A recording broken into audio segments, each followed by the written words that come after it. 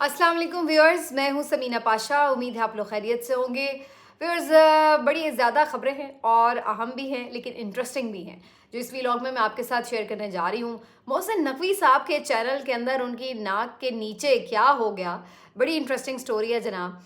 ये आपके साथ शेयर करनी है मुझे। फिर उसके बाद आपको बताएंगे कि क्या अपडेट्स हैं 9 मई के हवाले से, मुख्तलिफ लोगों के केसेस की क्या उसमें मज़ीद गिरफ्तारियाँ हो रही हैं, और एक अहम प्रेस कॉन्फ्रेंस भी आज 9 मई के केस से मुतालिक हुई है, वो क्या है वो भी आपके सामने रखेंगे। फिर इसके साथ साथ जनाब एक पोल और हुआ है और ये बड़ा इंटरेस्टिंग पोल है।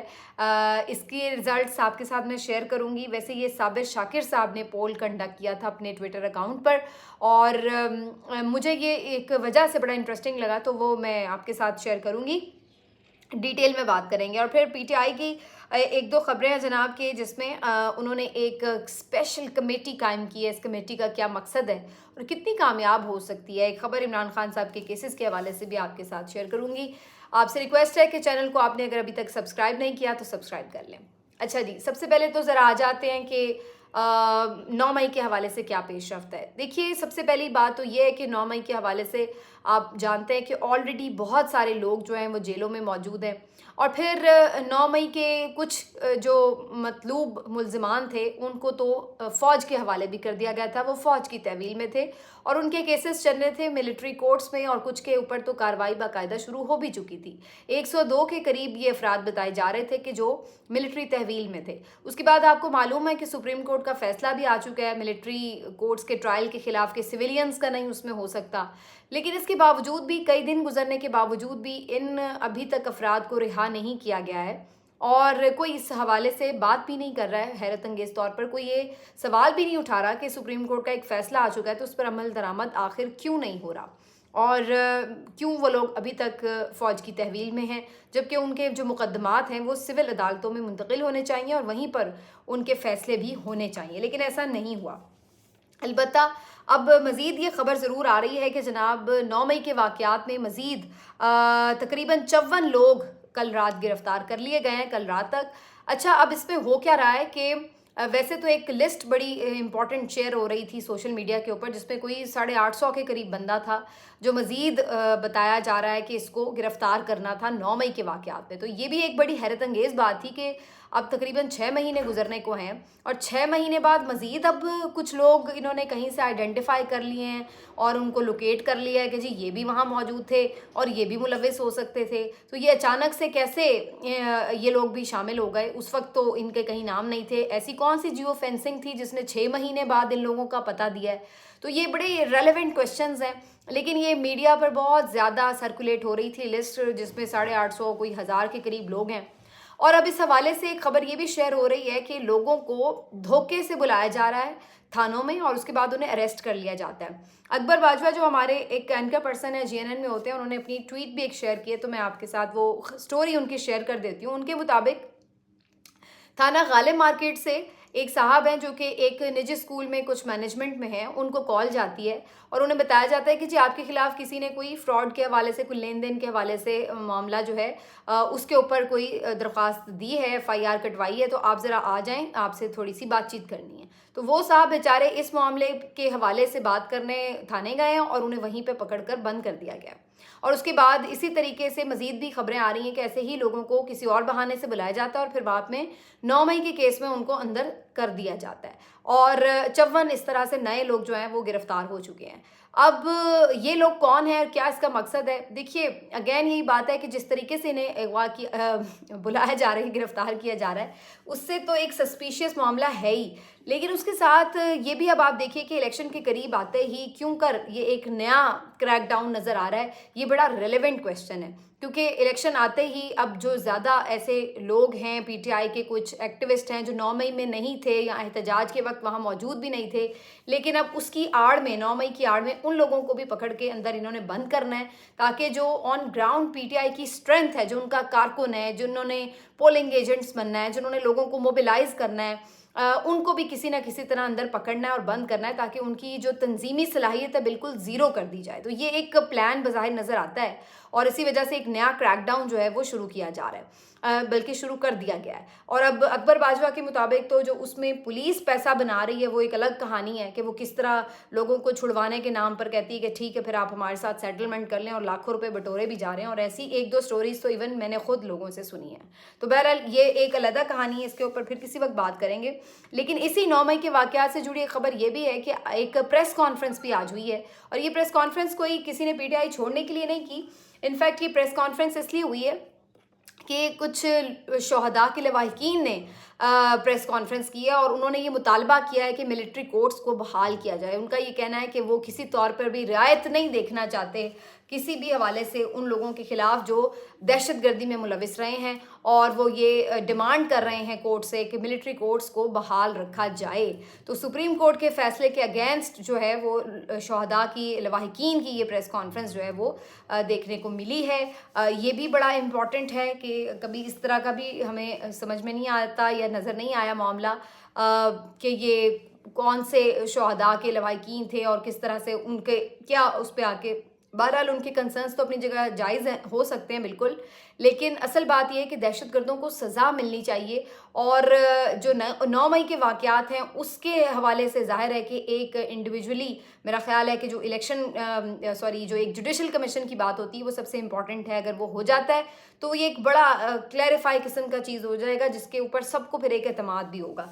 लेकिन बहरहाल जी 9 मई के वाक़यात के हवाले से जो आखिरी खबर है वो ये कि सनम जावेद खान साहिबा को 6ठी मरतबा गिरफ्तार कर लिया गया। सनम जावेद एक निहत्ती लड़की, ना जाने कौन इससे इतना खौफजदा है या इससे इतना नाराज़ है या इसके इतना जलन में मुब्तला है कि इसकी रिहाई मुमकिन नहीं हो पा रही, और 5 मरतबा ज़मानत हो चुकी है और अब 6ठी मरतबा उन्हें गिरफ्तार कर लिया गया। आज भी जब इनकी ज़मानत हुई, इनकी फैमिली लेने पहुंची, अडयाला जेल के दरवाजे तक आए तो सैकड़ों की तादाद में पुलिस एहलकार बाहर मौजूद थे और किसी नए मुकदमे में अब उनको धर लिया गया जो कि पहले नहीं डिस्क्लोज किया गया। तो यही पैटर्न है, और मुबारक हो सुप्रीम कोर्ट के जस्टिस सरदार तारिक मसूद साहब को, जिनकी बदौलत आज ये तमाम सियासी कारकुन और सियासी लीडर जो है ये पुलिस की गुंडागर्दी और कानून की ये सारा जो मजाक है उसका निशाना बने हुए हैं, उसको सहने पे मजबूर हैं। क्योंकि सुप्रीम कोर्ट के जज साहब की एक ऐसी यानी जो उन्होंने मिसाल कायम की कि जी कोई हाई कोर्ट ऐसा फैसला नहीं दे सकती कि किसी को अगली गिरफ्तारी से ना रोका जाए।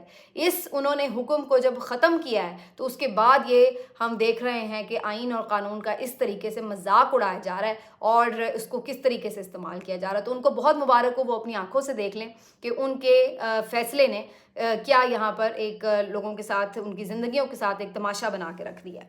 तो बहरहाल जी सनम जावेद फिर से गिरफ्तार हो चुकी हैं। अब आ जाते हैं कि जो मैं बात कर रही थी पीटीआई के हवाले से कुछ खबरें। एक तो जी एक खबर ये सामने आई कि पॉलिटिकल इंगेजमेंट कमेटी उन्होंने बना दी है, और इसका मकसद क्या है? ये कमेटी 5 लोगों पर मुश्तमिल है। अली मोहम्मद खान साहब, रऊफ़ हसन साहब, बैरिस्टर अली ज़फ़र साहब, सेनेटर हुमायूं मोहम्मद साहब और अली असगर खान साहब। जो 5 रुकनी जो कमेटी है, इसका मतलब ये है, मकसद ये है कि दीगर जो सियासी जमातें हैं उनसे गुफ्तगू की जाए और इलेक्शन के हवाले से एक साजगार माहौल के हवाले से, लेवल प्लेइंग फील्ड के हवाले से, मुख्तलिफ जो तहफ़्फ़ुज़ात हैं उनके हवाले से एक साजगार माहौल जो है उसके क़याम के लिए बातचीत का आगाज़ किया जाए।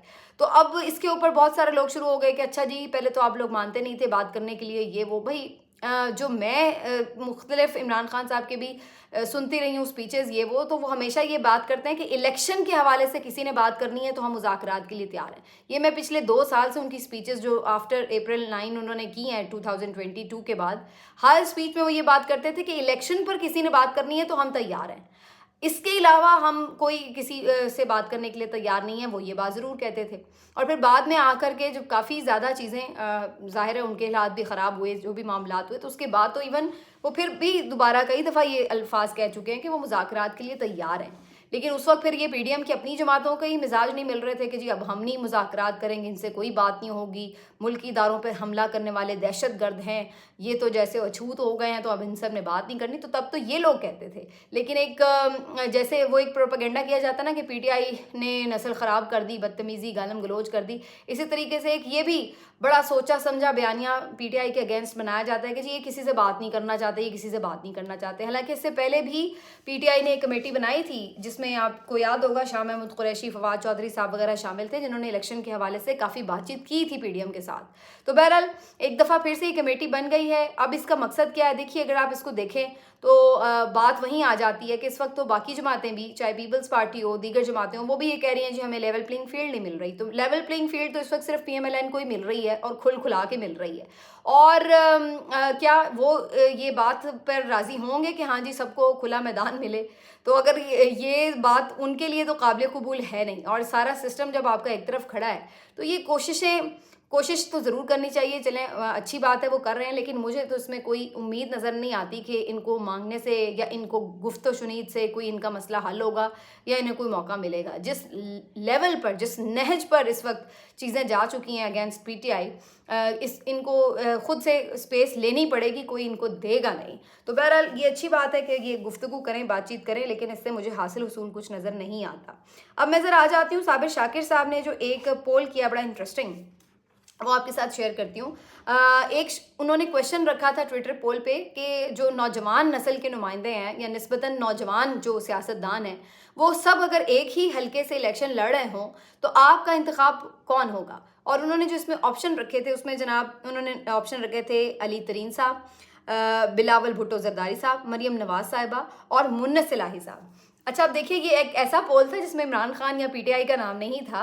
मतलब इमरान, वैसे तो जितने पोल्स हो रहे हैं, जैसे मैंने पिछले व्लॉग में काफ़ी डिटेल से आपको पोल्स की कहानी सुनाई है, तो ये एक पोल ऐसा था जिसमें बराह रास्त इमरान खान या इमरान खान का कोई बेटा तो ज़ाहिर है वो नहीं नॉमिनेट कर रहे थे, लेकिन इंटरेस्टिंगली उन्होंने जो नाम दिए मुन्नस इलाही, मरियम, अली तरीन और बिलावल।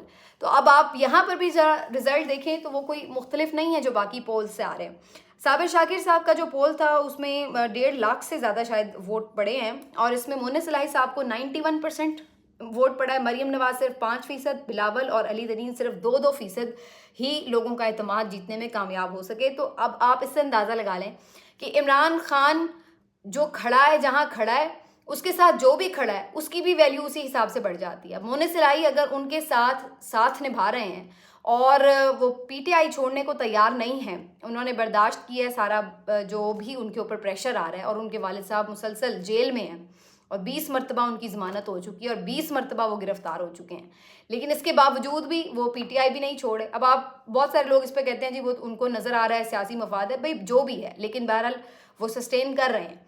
लेकिन इसका फ़ायदा ये नज़र आ रहा है अब उन्हें, ये है वो असल रीज़न जो आपको बताती है कि इमरान खान से जुड़े होने का वो फ़ायदा मुन्नस इलाही ने उस वक्त देख लिया था अप्रैल 2022 से भी पहले, जब सारी जमातें पीडीएम की, जो इमरान खान की इत्तेहादी थी, वो पीडीएम की तरफ जा रही थी और फिर अदम एतमाद के लिए अपना वोट उनकी तरफ डाल रही थी। लेकिन मुन्नस इलाही साहब ने उस वक्त कहा कि नहीं, मुझे तो कुछ और नज़र आ रहा है, मुझे तो ये नज़र आ रहा है कि आने वाला टाइम इमरान खान का है। तो उस वक्त सब इस बात पे हैरान भी हो रहे थे कि मुन्नस क्या बात कर रहे हैं, सारी जमातें उधर जा रही हैं, इमरान खान तो अब बस ख़त्म है, उनकी तो कोई पोलिटिकल उस तरह से नहीं नज़र आ रही स्टैंडिंग। लेकिन मुन्नस इलाही ने उस वक्त ये बात कही कि मुझे तो शरीफ बरादरान की समझ नहीं आती।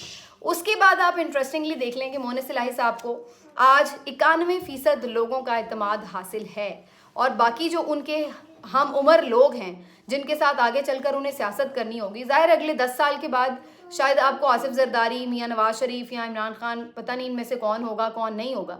लेकिन बहरहाल ये तो वैसे तो ज़िंदगी मौत का किसी का भी नहीं पता, लेकिन बहरहाल ये जो आपकी कंपैरेटिवली यंग जनरेशन है, ये तो आपको आपस में नज़र आ रही होगी कि कम्पीट कर रही है। तो इसमें बड़ा इंटरेस्टिंग है कि ये सारे जो हैं, इनमें से मुन्नस इलाही साहब जो हैं वो कितना आगे अब नज़र आ रहे हैं। ये है इनका गेन जो इन्होंने हासिल किया इमरान खान के साथ खड़े रह के। अब मैं आ जाती हूँ इस बात के ऊपर कि इसी किस्म की एक कहानी आज इंजीनियर मोहम्मद मिर्ज़ा साहब के साथ भी घूम रही है, कि जिन्होंने कल ये बात की कि इंजीनियर मिर्ज़ा साहब जो हैं ये बड़ी इंटरेस्टिंग सी एक कैरेक्टर हैं, जिनके बारे में आप जानते हैं कि वो वैसे तो दीनी उलूम पर दस्तरस रखते हैं, लेकिन वो वैसे भी पॉलिटिकल और करंट अफेयर्स और काफ़ी मामलात के ऊपर गुफ्तगू कर लेते हैं। कई दिनों से हमने देखा कि उन्होंने इमरान खान साहब के स्टेटमेंट, बड़े बयान उनके हक़ में दिए और बड़ा वो सपोर्ट करते भी नज़र आए, बड़ी तारीफ़ें करते भी नज़र आए, और जो पीटीआई के लोग थे वो उनसे बड़े खुश थे, बड़ा उन पे यानी जान लुटा रहे थे, वाह वाह जी इंजीनियर साहब ने दिल जीत लिया वगैरह वगैरह। लेकिन अब इंजीनियर साहब को क्या हुआ है, अब ये भी एक सवाल है कि क्या उनका कोई सॉफ्टवेयर अपडेट हो गया है, या वैसे ही उनको इमरान रियाज साहब से कोई प्रॉब्लम थी कि उन्होंने कोई अपनी उनसे जलन या कोई भी अपनी कोई गुस्सा निकाला है, या फिर ये कि जेन्युइनली भी हो सकता है कि कोई बंदा ना समझता हो कि इमरान रियाज ठीक है, मतलब ज़रूरी नहीं है कि किसी की कोई आर्म ट्विस्ट की जाए तो वो बात करे, कभी जेन्युइनली भी लोगों को कुछ लोग नहीं पसंद हो सकते।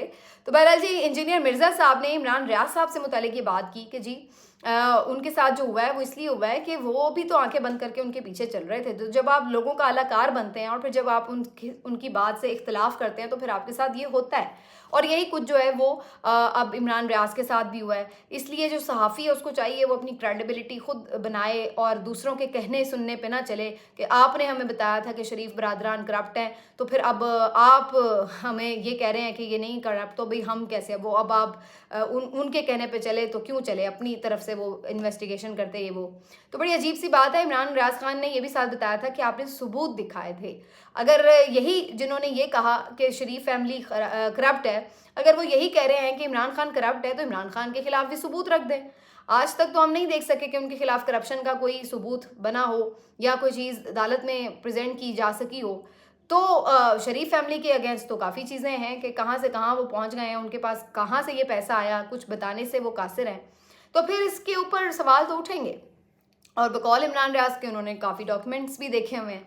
लेकिन इसके बरक्स जब उन्होंने साथ में ये कहा कि जी तलत हुसैन साहब जो हैं वो बड़े क्रेडिबल सहाफ़ी हैं, तो इस पर तो फिर और सबको एतराज़ उठा कि तलत हुसैन साहब की क्रेडिबिलिटी तो पिछले चंद सालों में वाज़े हो चुकी है कि कहाँ वो एंटी इस्टेब्लिशमेंट बनते थे और कहाँ वो किस तरीके से वो पीडीएम को सपोर्ट करने लगे, किस तरह वो इस्टेब्लिशमेंट की ज़ुबान बोलते नज़र आए। और फिर जो हाल ही में उन्होंने इमरान रियाज से मुतलिक गुफ्तगू की है और ख़ुद वो कितनी दफ़ा यू टर्न ले चुके हैं बहुत सारे मामलात के ऊपर, वो सब रिकॉर्ड का हिस्सा है, उसके ऊपर अलग से कोई वीलॉग कर लेंगे। लेकिन ऐसे बंदे को आप जो है वो क्रेडिबल कह रहे हैं। और इमरान रियाज जिसने अपने मौक़िफ़ से पीछे ना हटने की कीमत चुकाई है, अपने ज़मीर का कैदी बना रहा, वो अपने इतनी कुर्बानी उसने दी, उसको आप उठा करके कह रहे हैं कि जी ये आलाकार था और ये था वो था। तो ये बड़ा अनजस्टिफाइड किस्म का इंजीनियर साहब का बयान था, जिसकी वजह से अब उनके खूब लत्ते भी लिए जा रहे हैं और पीटीआई वाले तो सख्त नाराज़ हैं उनके ऊपर। वैसे पीटीआई वालों, मैं ये भी इनके भी हवाले से ये बात करूँगी, कभी इन्हें मतीउल्लाह जान बुरे लगते हैं। मतीउल्लाह जान ने आदिल शाहज़ेब को ज़रा खरी खरी सुना दी तो फिर मतीउल्लाह जान बड़े पसंद आ गए और फेवरेट हो गए। तो वो असल बात वही है कि जो उनके नैरेटिव के साथ जुड़ता है तो वो उन्हें पसंद आ जाता है, चाहे वो फिर कोई भी हो। अब आ जाते हैं जी कहानी मोहसिन नकवी साहब की हवाले से। टाइम ज़्यादा ही हो रहा है वैसे, लेकिन मैं ज़रा शॉर्ट सी करके सुना देती हूँ। मोहसिन नकवी साहब हर इलेक्शन से पहले जो है अपने चैनल में भी एक इलेक्शन करवाते हैं और वो एक राय जानने चाहते हैं कि जो लोग हैं, अवाम हैं, जो उनके मुलाजिम हैं, वो कहाँ पे खड़े हैं, उनके ख्याल से कौन सी पार्टी जो है वो बरसरे इक़्तिदार आ सकती है। तो इंटरेस्टिंगली मोहसिन नकवी साहब के चैनल में ये इलेक्शन आज हुआ और उसके बाद 7 बजे से काउंटिंग शुरू हुई, लेकिन पता ये चला कि फिर वहाँ पे आरटीएस बैठ गया और 7 से 8 के दरमियान तो सिर्फ काउंटिंग हुई, उसके बाद काउंटिंग रोक दी गई और फिर 9 बजे के बाद दोबारा काउंटिंग स्टार्ट हुई। उसकी वजह ये थी कि 8 से 9 सलीम बुखारी साहब का प्रोग्राम होता है और सलीम बुखारी साहब चीफ इलेक्शन कमिश्नर होते हैं।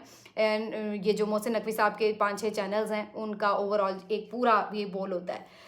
तो उसके बाद हुआ ये कि जो ब्यूरो से रिजल्ट आए उसके मुताबिक तो पीटीआई हर जगह लीड मार रही थी और अच्छी खासी, मतलब 80% की वहाँ पे जो थी लीड थी पीटीआई की, और नून लीग बुरे तरीके से हार रही थी। अब मोहसिन नकवी साहब ने भी खुद आके वोट कास्ट किया और उन्होंने ये अल्फाज भी कहे कि भाई पीटीआई की जो वोटर्स हैं वो तो ज़्यादा लग रहे हैं सपोर्ट में उनकी। और उसके बाद फिर हुआ ये कि काफ़ी देर 11-12 बज गए लेकिन रिज़ल्ट अनाउंस नहीं हुआ। अब मुझे नहीं मालूम है, जब तक आप ये वीडियो देख रहे हो मे बी रिज़ल्ट अनाउंस हो जाए, लेकिन जो क्वेश्चनेबल बात थी वो ये कि चंद हज़ार ही वोट होंगे, उनको काउंट करने में इतना वक्त तो नहीं लगता। और फिर ये भी अंदर के हमारे सोर्सेज ये खबर दे रहे हैं कि सारे लोगों को उन्होंने निकाल दिया काउंटिंग के दौरान और सिर्फ जो 1-2 लोग मेन थे, अली तरीन साहब या अली खान और शायद सलीम बुखारी साहब और कुछ 1-2 लोग और, वही अंदर मौजूद हैं और बाकी जो लोग थे उन्हें बाहर निकाल दिया गया। तो अब क्या वहाँ पे कोई मनूवरिंग हो रही है, रिजल्ट्स में कोई मैनिपुलेशन हो रही है, ये बड़ा इंटरेस्टिंग होगा। बहरहाल अगर जीते भी पीटीआई तो शायद मार्जिन इतना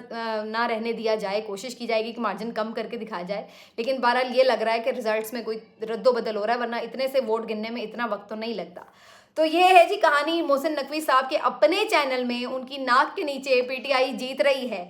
तो वो बंदा जिसको ये टास्क दिया गया है कि भाई आपने पूरे सूबे में नून लीग को जिताना है, वो बेचारा तो अपने चैनल में भी नून लीग को जिताने की पोजीशन में नहीं है। तो वो किस तरह से नून लीग को, नवाज शरीफ को पूरे पंजाब में सीटें दिलवा दें, ये बड़ा अहम टास्क है और मेरा ख़्याल है कि अब इस एक सारे मामले के बाद सब सोचने पे मजबूर ज़रूर होंगे कि इसका हल क्या निकालना है। भाई इस वक्त जादू है जो सर चढ़कर बोल रहा है, इनके अपने घरों में भी बोल रहा है, तो फिर इसको कैसे आप दूसरों को बोलने से जो है वो रोक रहे हैं या उनको सुनने से अपने आप को महरूम कर रहे हैं। तो इससे कोई फ़ायदा नहीं है, ये एक अजीबोगरीब हवा में मुक्के चलाने वाली लड़ाई है। देखते हैं कितनी देर जारी रहते हैं। मिलते हैं आपसे अगले वीडियो में, अपना ख्याल रखिए। अल्लाह हाफ़िज़।